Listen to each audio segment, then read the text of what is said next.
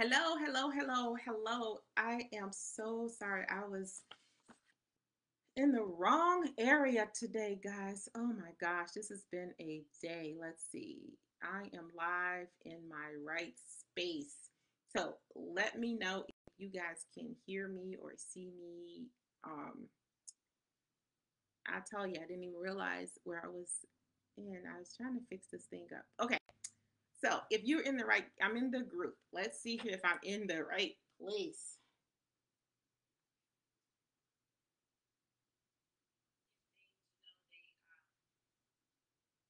All right, if you guys can hear me in the group, please let me know.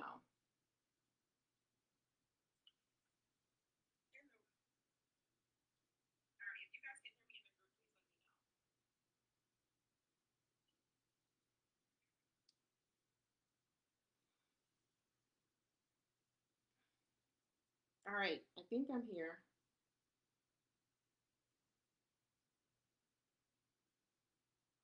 Okay, I think I'm in the right spot. Yes, thank you. Oh, appreciate it so much.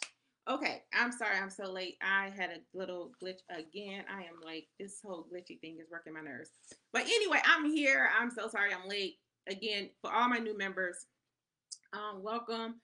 If you're new, you can find all the replays in the guide section. It's under the tab if you're on a computer. If you are in on a phone, it's in the three little dots. Thank you, Miss Constance, for letting me know that you can hear me.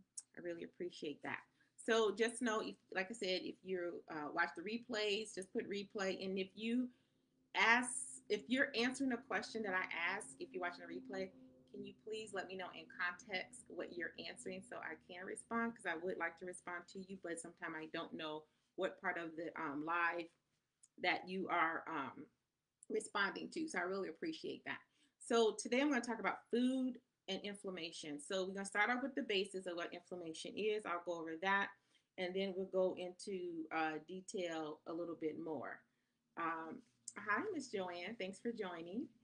And so let's talk about inflammation. So when the body has an inflammatory response to certain foods, it means that you're consuming those foods that trigger an immune reaction that leads to inflammation in various parts of the body. Okay. This response can manifest differently in individuals, ranging from mild discomfort to more severe symptoms, depending on factors like genetic, overall health status, and specific food triggers. So, when we have genetic dispositions, we could have a immune response. Inflammation can show up. If your health is failing, or you have some things that has contributed to failing health, or just lived a wild life, so to speak, you could have done some damage, especially to your gut, which can cause you to have some issues with inflammation. And then specific foods can trigger again due to that whole process as well. Inflammation is not always bad. It is a natural defense mechanism that our bodies have against different stimulus, such as pathogens, injuries, and irritants. So, any type of pathogen, bacteria, that means like a bacteria, a virus, a parasite, a fungus. So, all those things can cause inflammation reaction in your body. If you have an injury, when you have an injury like a surgery, whether planned or unplanned, it can definitely cause you to have inflammation. Sometimes the inflammation is needed because when we have a surgery that we choose to have or need to have, then we will have an inflammatory response. So that is important as well to have that happen. However, when you have an injury, your body also brings inflammation because it's bringing the red blood cells that are oxygenated to that area to heal. And also, your immune system is bringing the white blood cells to eat up the foreign object or the foreign bacteria that is in your body that is causing that inflammatory response. Hello, Miss Stony Woods and Miss Joyce. Thanks for joining. Um, so that's what I mean by that. When the immune system detects these threats, it releases a cascade of chemicals in the immune cells to the affected area to neutralize the threat because we don't want it to get out of control. If it gets out of control and your immune system is not strong enough to fight it off, then what happens is you end up having needing an antibiotic or something like that, it should be, let's go with a scar. So if you have a wound or a scar, like you fall in some kind of gravel or anything, it's all kind of things are on the ground, bacteria, dog poop, pee, whatever, people's tracking stuff everywhere. If it gets into that wound and your immune system can't uh, get rid of, it's going to be inflamed, right? So our bodies are innate to help us with the immune system. So it's going to help us get those things cleared out. It's going to attempt to get those things cleared out. So that's what we call an acute inflammatory response, and that is important for that reason. So we want to have a good immune system for acute reasons, acute issues.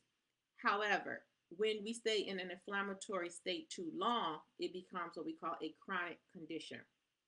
Okay, so that's inflammation. In any inflammatory reaction, whether allergy sensitivity or otherwise, the symptoms that occur are due to the effects of what we call mediator release from the immune system blood cells. So our immune system is very important to our health. So we have to keep it strong as possible. And we need that, to get rid of things. But we're going to talk about food and we're going to get into it. But I want to give you guys a foundation.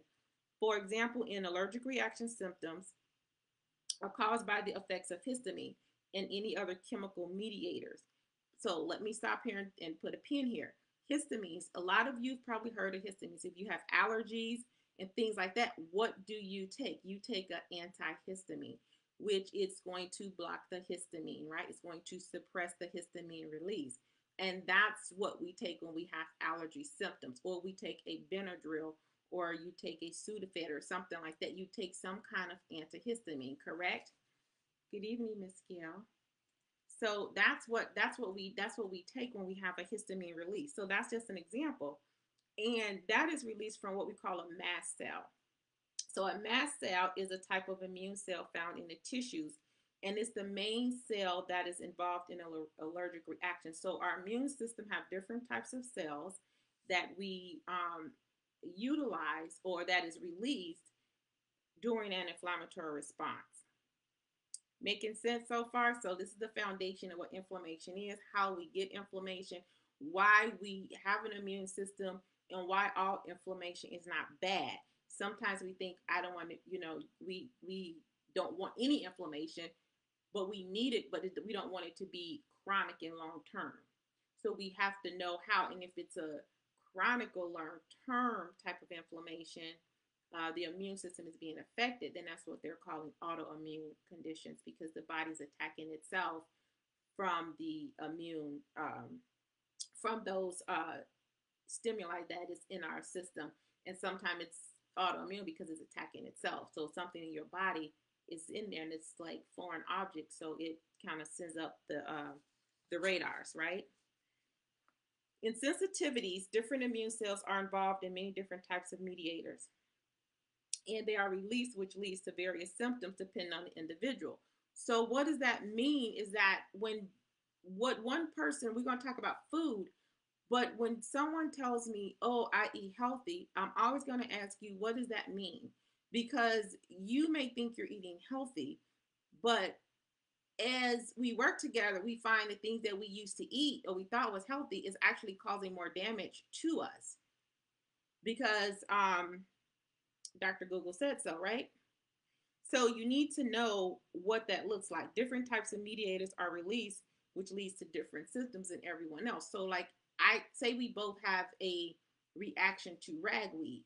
Well, ragweed might make you have hives. Well, ragweed may make me have swollen eyes. So we both have the same reaction. We have a reaction, but we have a different symptom that is exhibited by the reaction. So you can eat carrots and have diarrhea. I can eat carrots and have hives. But Miss Stony Woods can say, I eat carrots and have nothing. So you might tell her, Miss Constance, you'll say, well, Stony, you need to eat carrots. And, she eats carrots, or not her, let's go to Miss Gail. She can say, well, these carrots I eat every time, they giving me hives, but you're telling her these are good carrots, you need to eat them. So everyone reacts differently.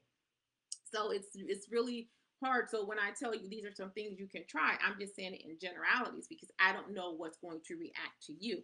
And sometimes the reactions you don't even know because you eat so many of them. I digress. So let's keep going. All right. So it's very essential to understand the release of the mediators from the immune cells is the final common endpoint of all inflammatory reactions, and that the release of these chemical mediators are the primary cause of your symptoms. So these cells, they release these mediators, and it looks like the cell is breaking apart. So it's like oozing pus inside your body, if that makes sense. I'm just trying to give you guys a little bit of a graphic. So when things are being released, it's like oozing. This cell is like this mast cell is like coming into play, but then it's causing your other body to like ooze out, and it's like sending out these little mediators, so just causing your body to react and say, you know, alert, alert, alert, something's foreign is happening. Okay.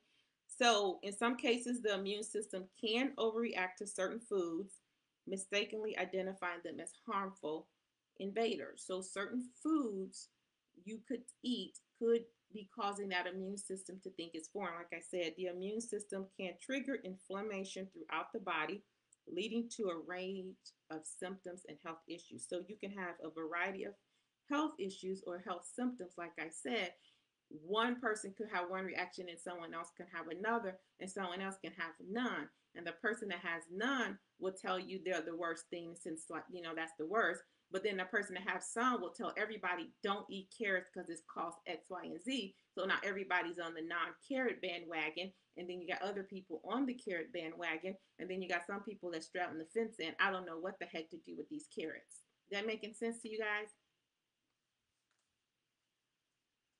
Hello, Mr. Willie. Hope this is making sense. So each one is just a little bit different, okay? Now, when you have chronic inflammation, it can be caused by triggers associated with various conditions, including irritable bowel syndrome. It can cause migraines. It can cause eczema, arthritis, and like I said, autoimmune issues. A lot of times, some people have all these issues, and really it's food because food is so we need food.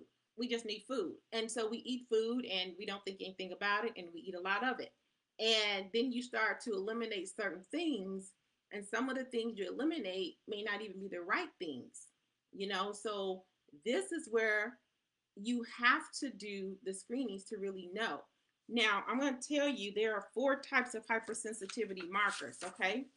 So the one that most of the doctors do is type 1. It's an IgE mediated. And that's usually something everybody heard about. How many of you heard of peanut allergies? Because that's why they took them off the airplanes, because that is one that's an IgE mediated. It's an anaphylactic response. What does that mean? That means when you come in contact with something like that, it happens immediately. It's like in a few seconds, you can start feeling your throat closing, your tongue gets big, your eyes are swollen.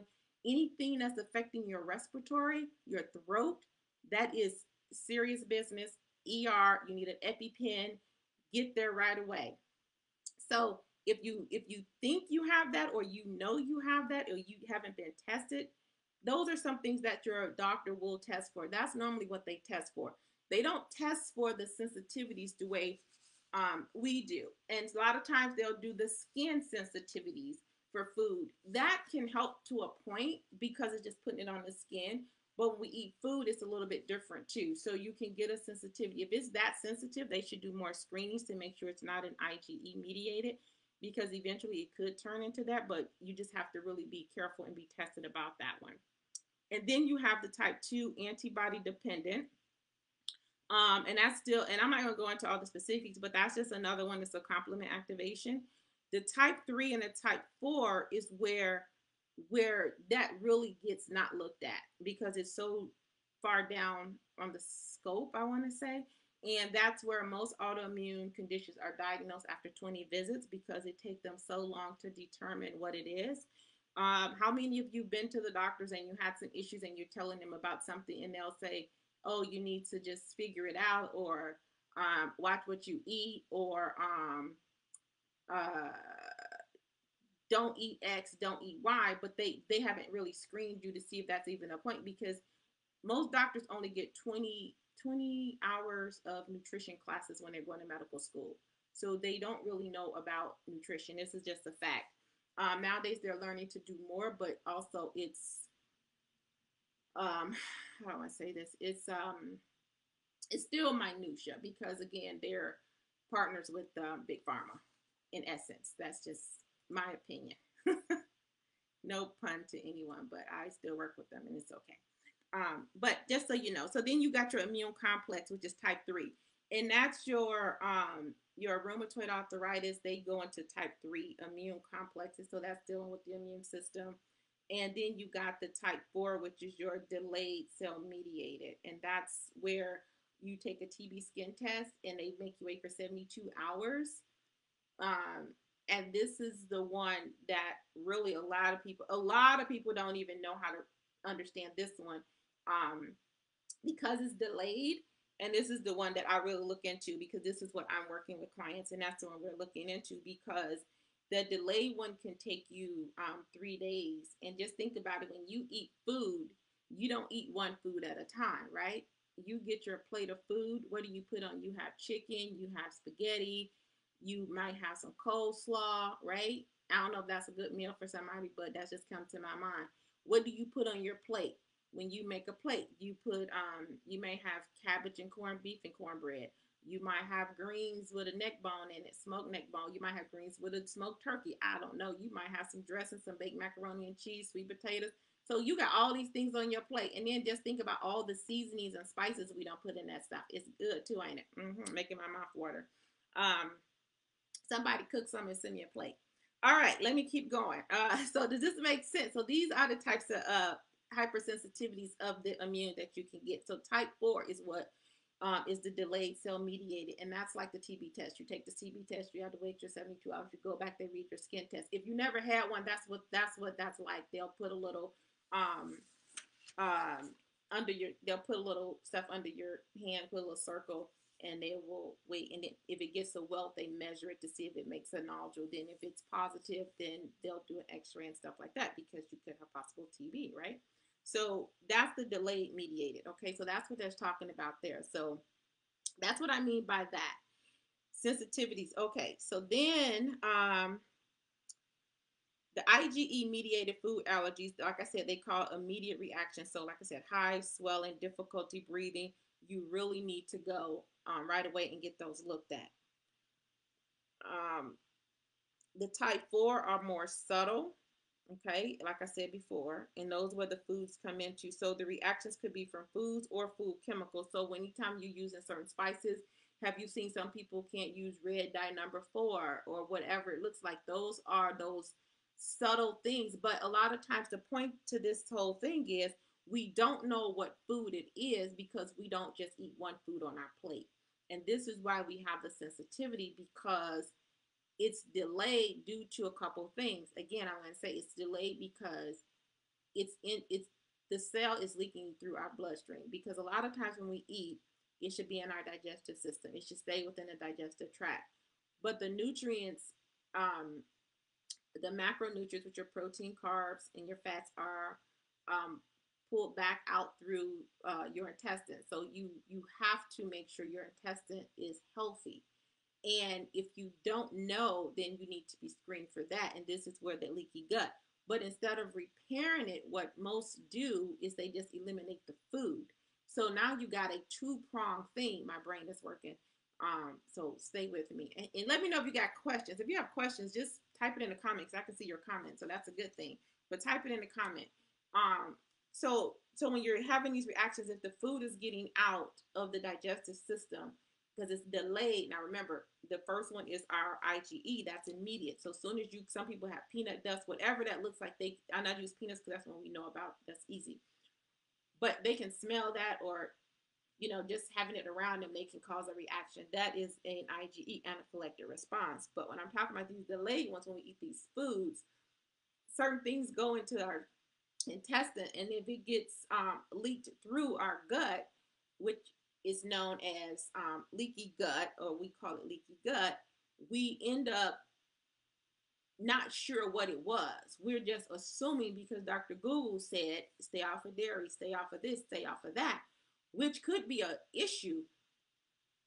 But are you staying off of it because the masses told you to stay off of it, or are you staying off of it because you know for a fact from a screening that you need to stay off of it? Now, again, you can stay off of it and feel great, but you haven't repaired the problem. But our bodies is reacting because, like I said earlier, it sees that as a harmful invader, and our immune system is wonderful because God made it that way. So it's a marvelous system. Our bodies are a marvelous system. So He made it that way. So we're just going to it's going to react because it wants to self-preserve the body.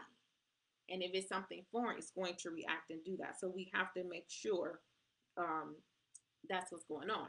So you eat your nice plate of greens, macaroni, and sweet potatoes, and then 3 days later, you go, oh my God, I'm itching. I don't know what I ate. And now you're going through everything on the internet, trying to figure out what you ate. And you see, stay away from this, stay away from that.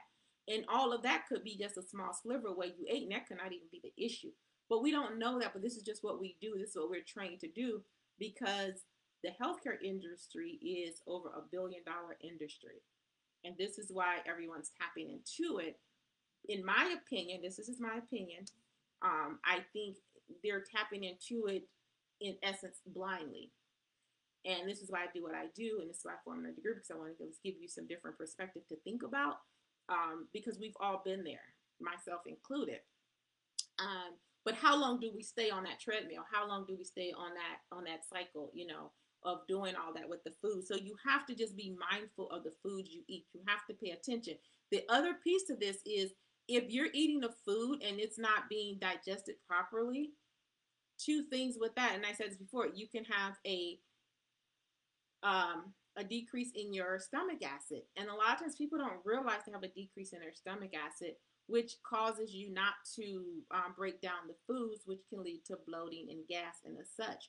And then also foods that are cooked versus uncooked, they change the structure of the food. So what do I mean? So when you cook a food or steam a food or whatever, it can change the molecular structure of the food. And when that molecular structure is changed, it changes the way your body processes it. Even with chewing and all your enzymatic process, it would change the way that it's processed. And so when you're eating it, it's going to change and break it down even more. And that's going to potentially could cause your reaction. So you can eat something raw and have no problems, and you steam it and you have a problem. Or you can eat it steamed and have a problem and go, oh my gosh, I hate steamed or boiled or whatever, X, Y, and Z. But then just say you eat it raw, and I'm gonna say with a veggie because that's what we say. But so then you eat it raw and you be like, oh, I can eat it this way. Or when you have that one reaction, 99.9% of the time, we automatically stay away from it altogether. It's like, nope, not gonna have it. It makes me sick. Not gonna do it. It could not be the food itself. It could just be the way it was processed, and it changes the structure. So when you're juicing foods or you're juicing your vegetables and you're juicing those things, sometimes you're extracting some of the fiber in those foods because depending on the type of juicer, um, there's different types of juicers. If you have a compressed juicer, the fiber comes out and you have the little holes. Some of those things you need for fiber. So if you're juicing and everyone, oh, I juice, juicing is great. It's not a bad thing. I'm not saying that. What I'm saying is just know some of the things we do with those foods could make a difference. So if you're juicing something and you're taking out the fiber and you're just using the juice, then you'd be like, oh, that's good. But if you ate it with like an apple and you ate the whole apple, then it's like, oh, I feel some kind of way because the skin of the apple is what you need for the fiber. Okay. And so the acid in the apple is good for you as well. So you just got to be mindful of how you're doing that. And then sometimes people are juicing, you're losing some nutrients there too. It's not all bad, but we have to look at the nutrients. And so if you ate an apple and then you juiced it and you say, well, I can juice it because your body's not reacting to the juice part of it, it's reacting to the skin of the apple. So it just depends on those foods, which can cause those reactives. And when we're eating the food, it's really hard to tell us what food is causing a reaction. And the easiest way to do that, if you're eating one food at a time, so I'm gonna get up, I'm gonna have a piece of chicken, nothing else, that's it, that's all. Eat that piece of chicken, and you gotta wait 3 days to see if you have a reaction. So what are you gonna do for the rest of your meals? You have nothing. So that doesn't make common sense. So we have to make it make sense. So in order to make it make sense, you just have to keep a food diary. That's number one. You can do that. Or you can get a screening and just know what you're working with off the bat and now you got a better way to dial in what's going on with you. So, anyways, um, let's see what else I want to tell you about that. Any questions? I know that was a lot. Y'all know I get on my soapbox. I get ranting. I love it. But I hope you guys, is this making sense? Any questions? Anyone have any questions about anything that I said or talked about? Let me know in the comments. I try to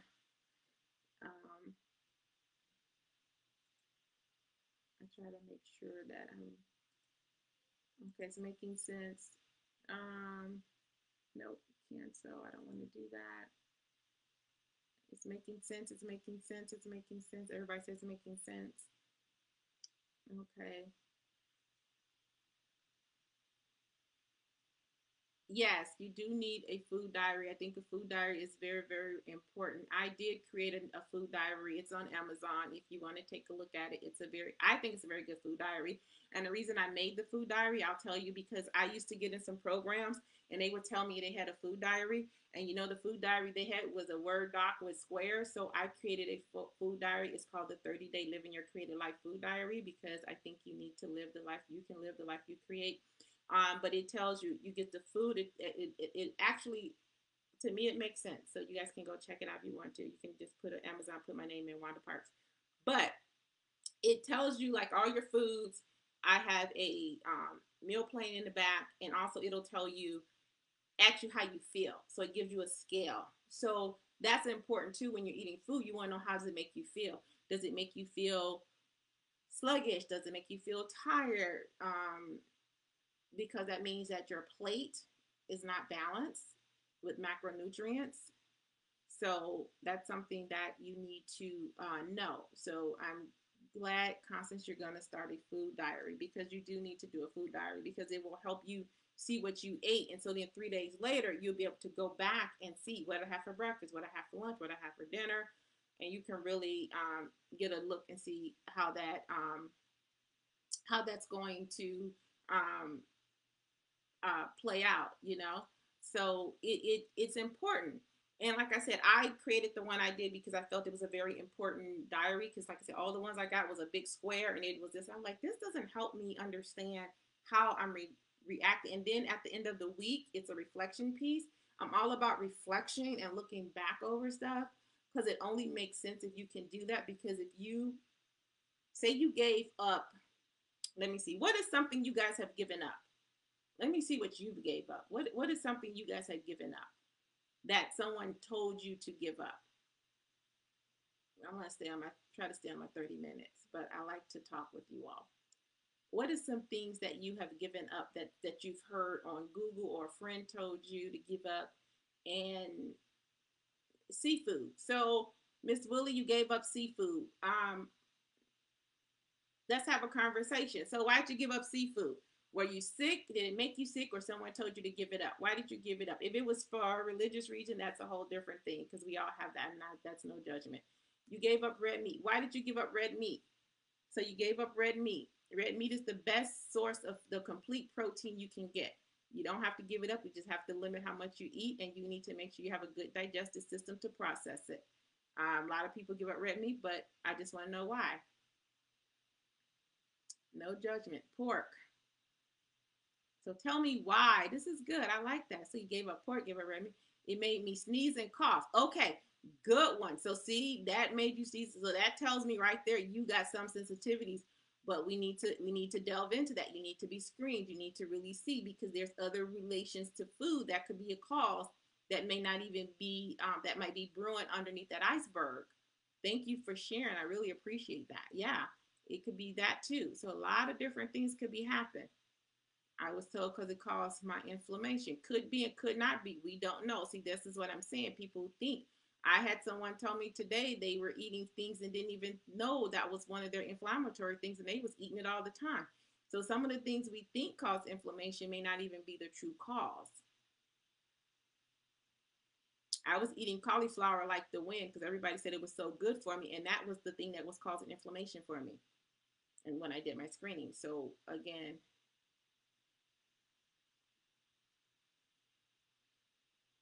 okay, uh-huh. Well, your job, exactly. Oh, okay, yeah, I just gave someone something for that too. Thank you, Miss Joanne. I really appreciate that. Okay, genetics. Yeah, genetic.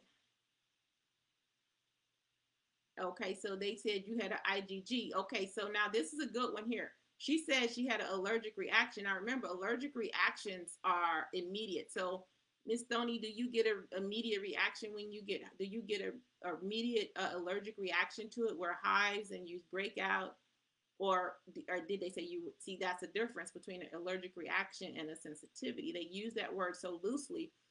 Some people think they're allergic to it. What happens when you get that? Now you could be allergic. I'm just having a conversation.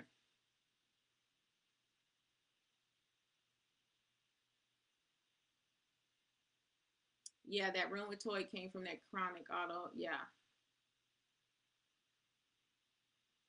uh-huh. That's a good one. Yeah. Well, you had a job. You had a job that, and most jobs cause that. When you're working on the floor as a nurse, sometimes we used to always say we need a leg bag for our urine because we never get a bathroom break because we're taking care of patients all the time. So when you're doing jobs that keeps you on the go, it is very hard. So that makes total sense to me. Um, okay, so you got swollen. Yeah, I'm gonna say, yeah, it could be an allergic reaction, or it could be just a strong sensitivity. How long after you eat it do you get swollen? Is it immediately or does it take a little bit of time, a couple hours? Just curious. So those are some things to consider. But thank you guys for sharing. I really appreciate the conversation. It just makes it nice to be able to dialogue with you all in the chats. Yeah, so everyone has a different reason for giving up something. And sometimes we get tested for it, or sometimes we have that one reaction. FYI, our immune system does have a memory. So when you start to heal it and things like that, it can resolve potentially, but it does take time. So you give up something and you gave it up. If you were to be retested, you may or may not have a reaction. So just know that that's also one of the things people don't realize too. So great. I appreciate you all sharing in the comments. It was really good to see. So yeah, that red meat and pork, all those things have an issue. And when you have a job like she had a job, I mean that makes a lot of sense because we eat on the run because of lifestyle and it is very hard. So some jobs are very, very challenging to get a good healthy meal, or something that you think will help you. And like you said, you can develop these things over time due to eating those things and, not sleeping, being on the go all the time. A lot of factors, but we got to start to heal ourselves. And now that we're at this over 40 age, and some are under 40, but I just say once we start to slow down, but the earlier you can start to repair, the better it is because then you have more time to let it heal, because our bodies do change with age. But I'm going to share this with you guys, and I'm going to let you go. So I went to a I don't know how many of you heard of the the the NCNW. It's an organization. I went to this thing yesterday, and the lady I went with was 92 years old, and she was amazing. I just love being with her. And did you all know she was the first Black female House of Representative in Montana? So we got to spend some time with her. She drives. She looks really well. She tells everybody I'm her nurse, and I am. And so, but it's a wonderful thing. So I just wanted to share it to you because I just get inspired when I see someone 92 as vibrant and active as she is. Um, and doing those things. So very important to start healing ourselves, you know, and it is an investment. I was eating some tuna for lunch, and a few times later, my lips started to swell and my face broke out red. Yeah, yep, uh-huh. So you might need to be screened for shellfish. Exactly. And see, anytime those lips and stuff start to swell in that face, that is a red flag because that's that immediate anaphylactic thing there. That's that immediate anaphylactic thing going on there. So that food is really, your body is like turned in. Those mast cells are coming in because that stuff is like sending out those little antenna bombs, and it's like, bam, here we go.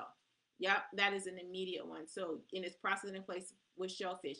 So that's a good thing. If you know you have a sensitivity or an IG or delay reaction type 4 sensitivity, you want to be reading to see where things are processed because that's important. If especially if you have any type of seafood, if you're seafood compromised with your foods, because that is an issue because they probably don't really disinfect those things. They disinfect, don't get me wrong, but the remnants, and sometimes when you disinfect, you have to let disinfectant sit for a length of time to fully eradicate the surface.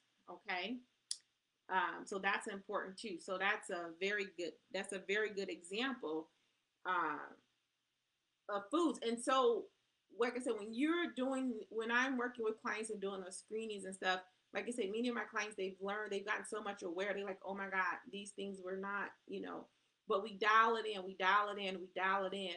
And within 2 weeks, most of them are, pretty much all of them are feeling some results, and seeing some things change because we have to do that.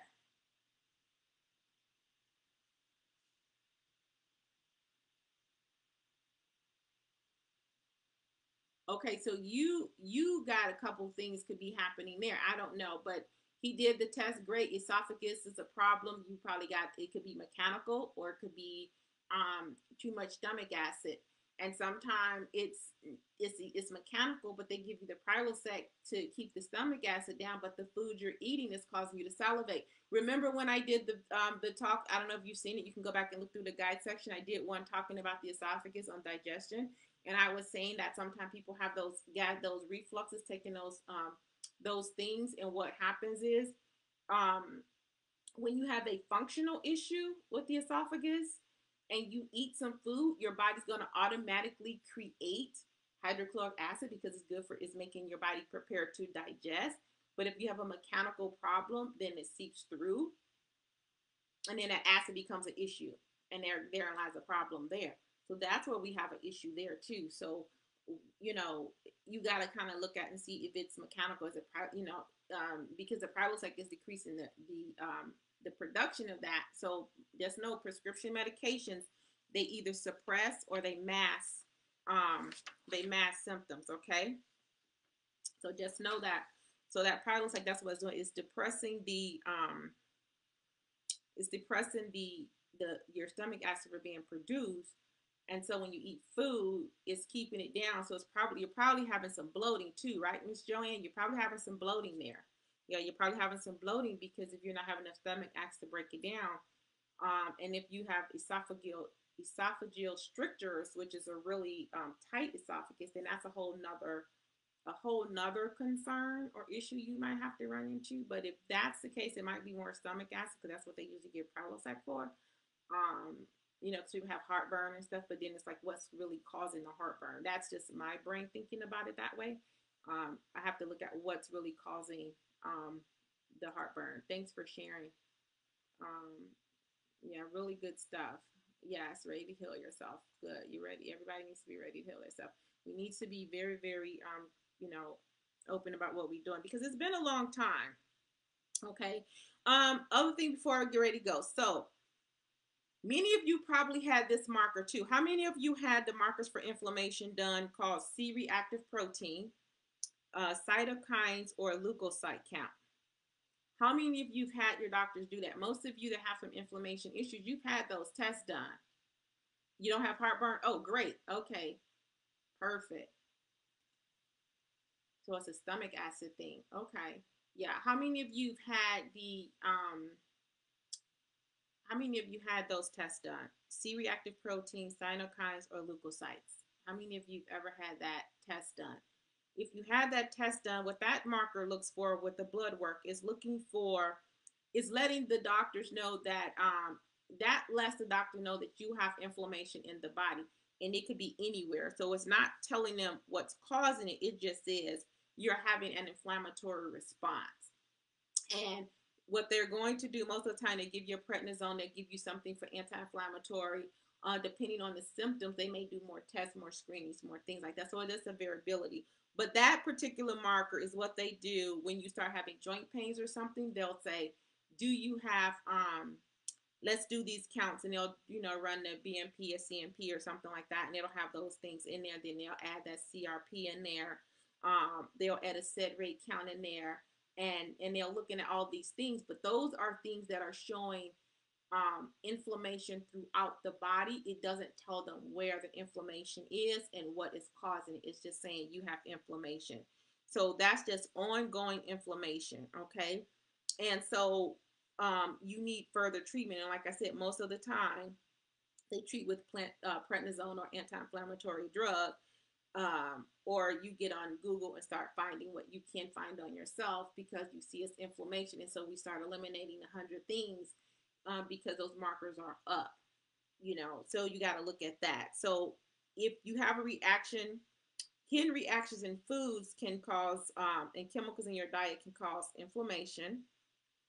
And like I said earlier, medication can mask it instead of treating the underlying concern. And also, most medications do have some side effects. However, we have to you have to weigh the options of the medication. So long term, they can cause liver problems, kidney problems, bladder problems, joint problems, because they can disintegrate the joints, and lead to osteopenia, which leads to osteoporosis, which leads to other issues. And now you got to take all the things. So you have to be cognizant and mindful of those things. If you've been dealing with this for a long time, it becomes habit. Um, and that's just what it is. It's just habit. And most of you are and I'm being presumptuous here. Most of you have come into the group because you're ready for a change. You're looking for something different, something holistic. I can't tell you one thing because, like I said, I haven't screened to work to know what you've done, but this information gives you something to think about, and just to give a different perspective on health as a whole. That's one of my intents here too, is to help you make some different conversations with your prescriber. Some prescribers aren't open to it at all. They're just going to tell you, nope, figure it out yourself, because I don't do that. I don't want to do that. And that's just a choice. So your health is your responsibility in essence. You should have a say in your health. Someone who works in Western medicine right now, as I do this too. So I always like to do both so I can know what they're doing out there, because I think it's important. When I used to teach CNAs, I worked as a nurse and I taught because I wanted my CNAs to know what was out there and what we needed to do, and what I was teaching them, I wanted to be relevant. And that's what I do here. I want to keep it relevant in the group to give you the education as clear and practical as possible. And if it's something that you decide to work with me with, then that's great. If not, you stay in a group and just make that decision. But healthcare should your health should be in your hands. So it's just a decision. And the work I do is totally different than what others do in essence. My approach is a lot different. But anyways, so like I said, I'm not saying don't take your medications, but like I said, just keep these things in mind when you're talking to your practitioner. Okay, just to think about where you want to go in your health regimen. All right. So with that being said, that's all I have for you guys tonight. I hope this was informative to help you understand how food and inflammation react with the immune system. So when we eat these foods, they can potentially trigger these mast cells, which causes the inflammation. So we have to know what triggers our inflammatory response when we're eating foods. Okay. So that's all I have. Thank you guys. And you're on prednisone. Be careful with that prednisone, because that stuff really brings down the immune system. You're welcome. I appreciate you all for sharing and commenting. I love the dialogue. I don't feel like I'm talking to myself. And if you, like I said, if you want to schedule a consultation with me just to kind of talk about some things, we can do that. You can just send me a DM message and I can give you that. My schedule is pretty booked this month because I will be in and out, so I don't have a lot. Um, and That's all. I have been on here 45 minutes. See, when I talk with you all, it goes longer. And I think I was in the wrong spot earlier because the stupid Facebook thing. I'm going to figure it out though. But at least I got here and we got it done. You guys have a great night. Be blessed. And I thank you all. I appreciate each and every one of you in the group. I just feel really blessed to be able to give you information and share a perspective. So be blessed. Have a good night. Bye. Thanks for joining.